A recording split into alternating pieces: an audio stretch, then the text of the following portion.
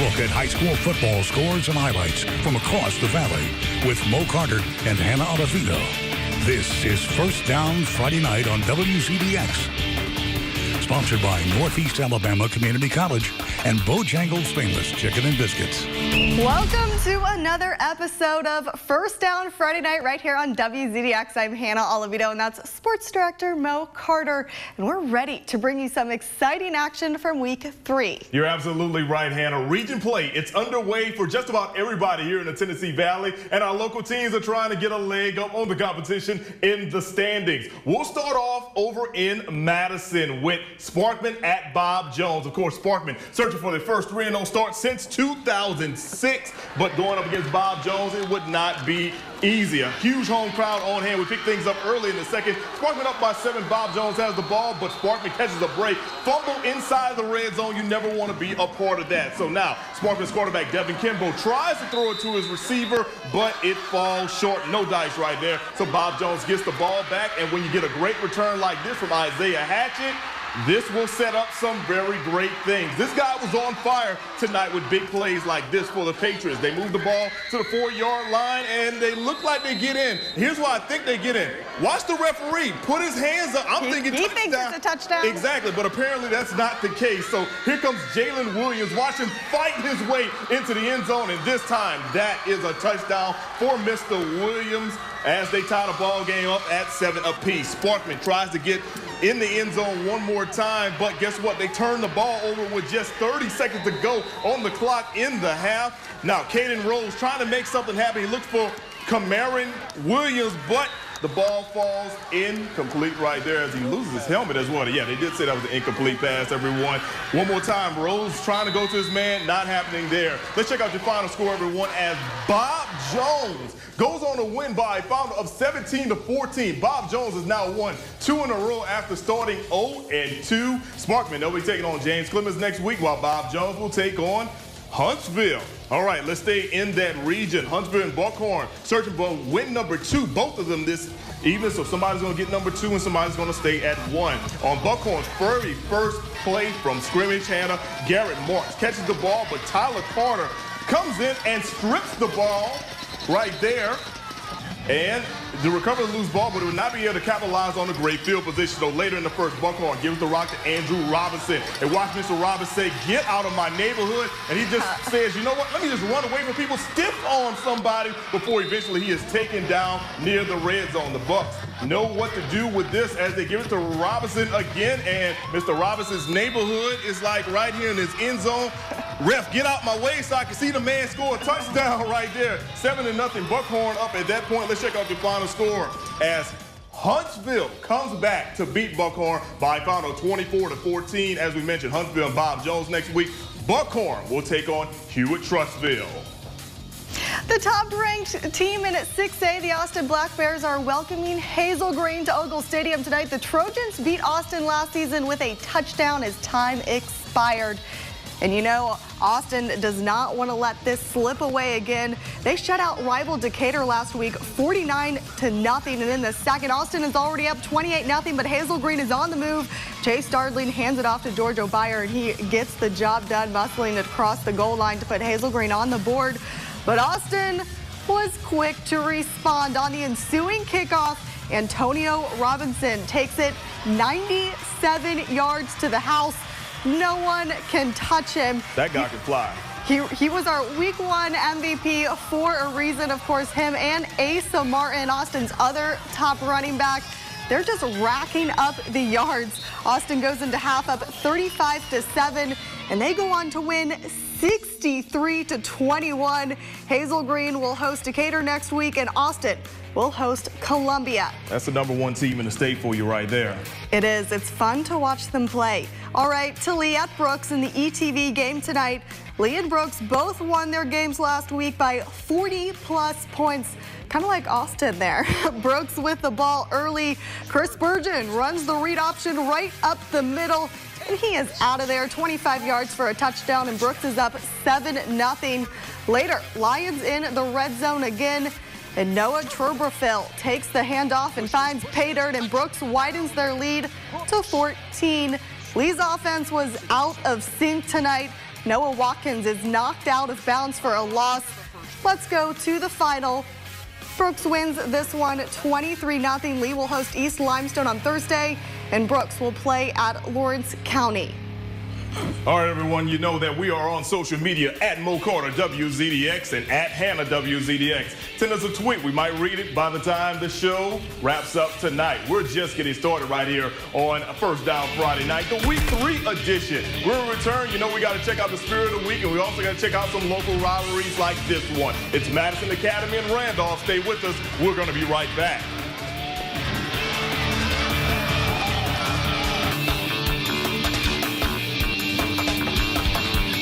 Welcome back. It's time for our Spirit of the Week, Mo. And, of course, you can't have Spirit Out of the Week without having the wonderful people from Bojangles. Of course, we are stacking up our boxes. I think by the end of the year, we're going to build a fort around here, so it's going to be all like this all around us. We'll build up a wall, and then we'll blast through it like the players do. You know what? I love that idea. We will definitely utilize that coming up later on in this year. Nobody copyright that. That's all us, everybody. Now, let's tell you about the Spirit of the Week. It goes out to the Sparkman Band. They're in the direction of David Rainey, Robbie Stout, and Jack Albert. This year, while sporting some brand new uniforms, the Sinisters Band is performing several acts. For competition band performances, they will play The Demon Barber.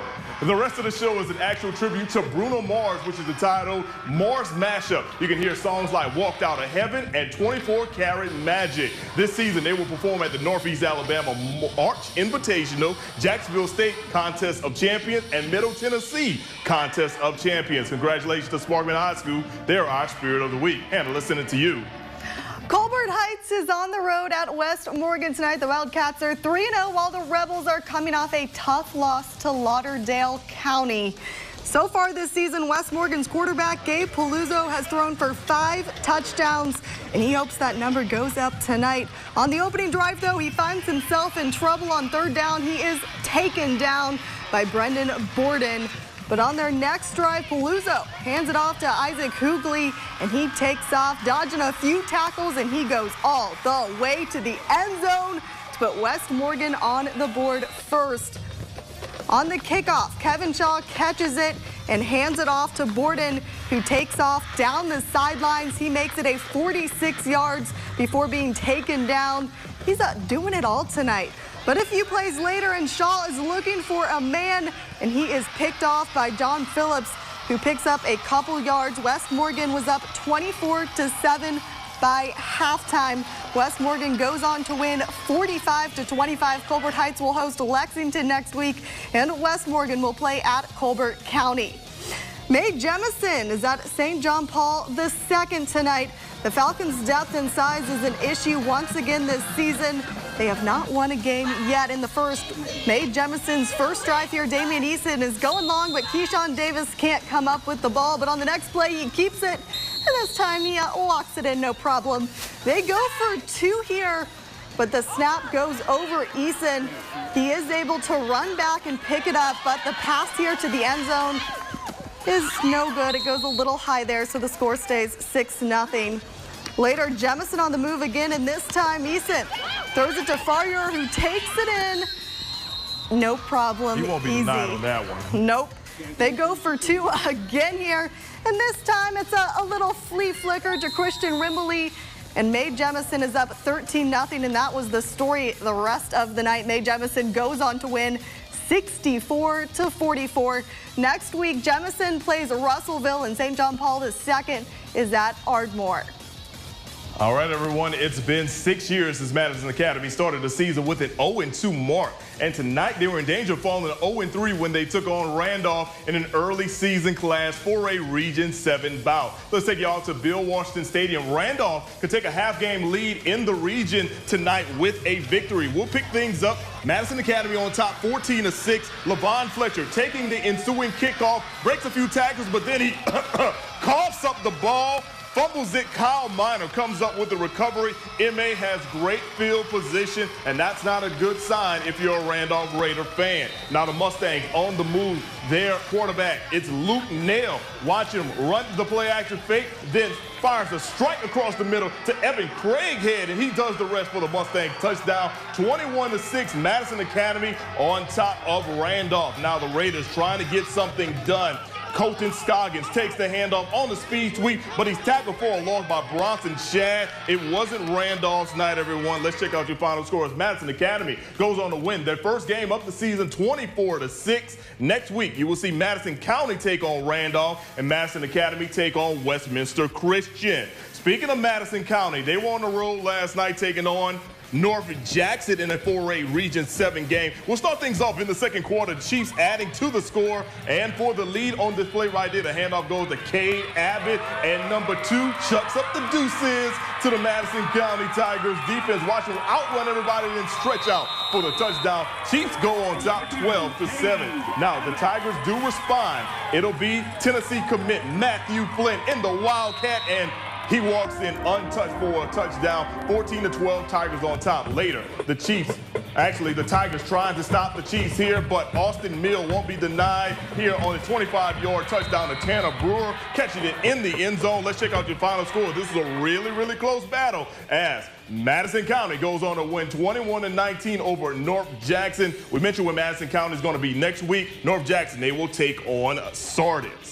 We have to take a quick break. When we come back, we continue with more high school football action, plus hear from our Week 2 MVP. Stay with us.